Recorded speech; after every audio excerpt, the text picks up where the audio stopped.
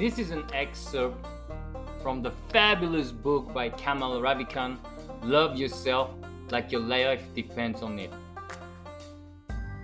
Before I start, thank you all for listening, subscribing, commenting, and liking. It helps me a lot, helps my channel grow, and I appreciate it a lot. That being said, let's get into it. Beginning. I was in a bad way, miserable out of my mind. There were days when I'd lie in bed, the drapes closed, day outside sliding into night, and back to day, and I just didn't want to deal with my thoughts, deal with being sick, deal with heartache, deal with my company tanking, deal with life. Here's what saved me. I would reach the point, my breaking point. I remember it well. I couldn't take it anymore. I was done with all of this. The misery, the pain, the angst, this being me. I was sick of it. Done. And in that desperation, I climbed out of bed, staggered over my desk, opened my notebook, and wrote. This day, I vowed to myself to love myself, to treat myself as someone I love truly and deeply. In my thoughts, my actions, the choices I make, the experiences I have, each moment I am conscious. I make the decision, I love myself. There was nothing left to say. How long it took me to write this? Less than a minute perhaps.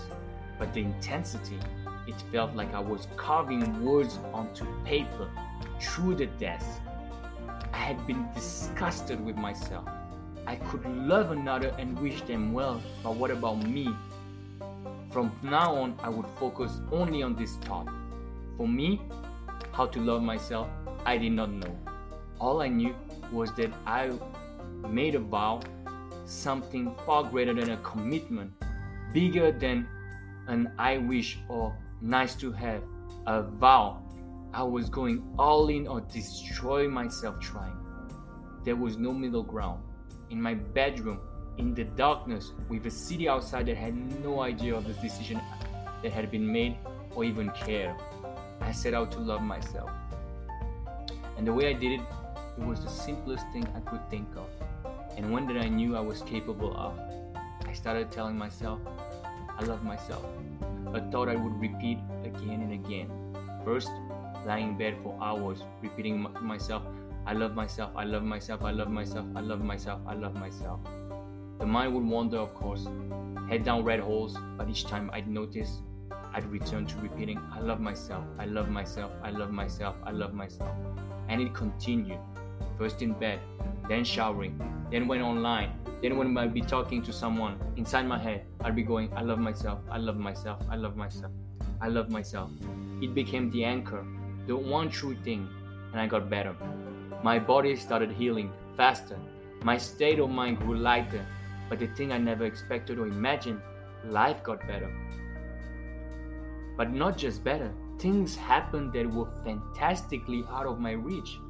Things I couldn't have dreamt of. It was as if life said, finally you idiot, and let me show you that you made the right decision. It did.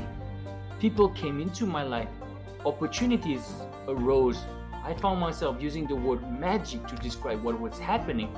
And through it all, I kept repeating to myself, I love myself, I love myself, I love myself, I love myself.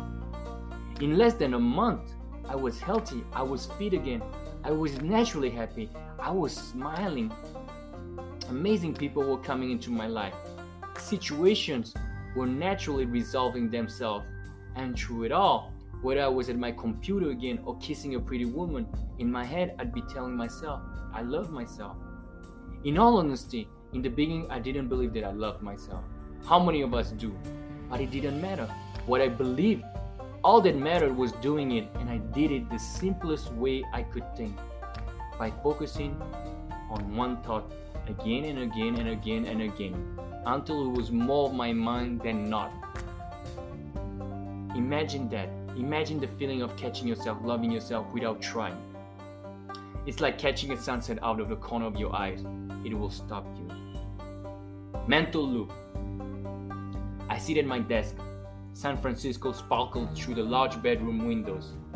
A Coca-Cola sign blinks off, then rebuilds itself, one letter at a time. I see cars on Market Street, red taillights.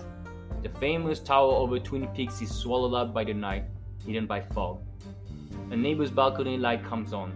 Sliding doors open, a woman in shorts and t-shirt steps out, kneels to pick something up, then returns inside.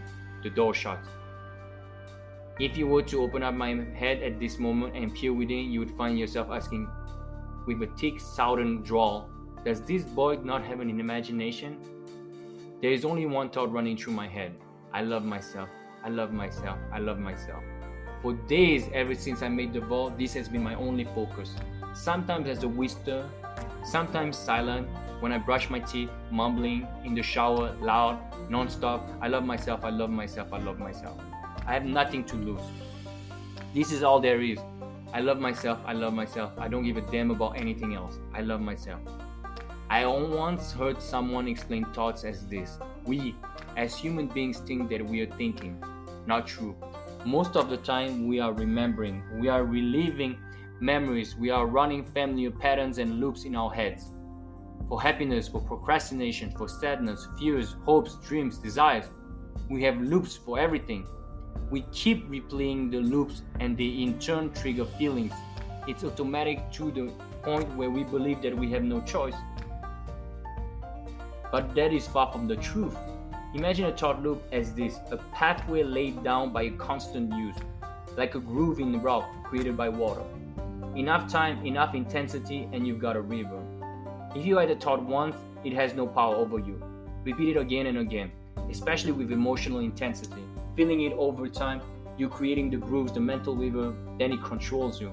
And that is why a focused mental loop is the solution. That this one thought, I love myself. Add emotional intensity if you can. It deepens the groove faster than anything. Feel the thought. Run it again and again. Feel it. Run it. Whether you believe it or not does not matter. Just focus on this one thought. Make it your truth. The goal here is to create a groove deeper than the ones laid down over the years. The ones that create these empowering feelings. They took time as well. Some we've had since childhood, which is why this requires a focused commitment. Why it must be a practice. Forget demolishing the grooves of the past. What you are creating is a new groove so deep, so powerful that your thoughts will automatically flow down this one. It takes time, sure. Took me a month to go from misery to magic. But you will notice changes, shifts in your feelings, beautiful happenings in your life. Expect them. There'll be more and more until one day you'll be walking outside in the sunshine feeling good, loving life and life loving you back. And you'll stop and realize that it's now your natural state. Can you imagine a better way to be? Thought. If we are made of atoms and molecules, and they in turn from smaller particles which are empty space and energy, then what are we? Are we our thoughts? Ever catch your mind in a mental loop, replaying some old story, an old hurt, the same pattern? Who are you? The thought or the observer of the thought? If you're the observer, then what is the thought? Or are you a thought observing another thought? Perhaps with just biomechanical storms within synaptic connections in the brain that evolved over millions of years. Or maybe there is an observer, a deeper self. No proof either way. I'm fine with not knowing. I enjoy thinking about it, but mainly to remind myself that ultimately everything is theory. I care about what works, what creates magic in my life. This I know, the mind, left to itself, repeats the same story, the same loops. Mostly ones that don't serve us. So what's practical, what's transformative, is to consciously choose a thought, then practice it again and again, with emotion, with feeling, with acceptance. Lay down the synaptic pathways until the mind starts playing it automatically. Do this with enough intensity over time and the mind will have no choice. That's how it operates. Where do you think your original loops came from? The goal, if there is one, is to practice until the thought you choose becomes the primary loop, until it becomes the filter through which you view life. Then practice some more.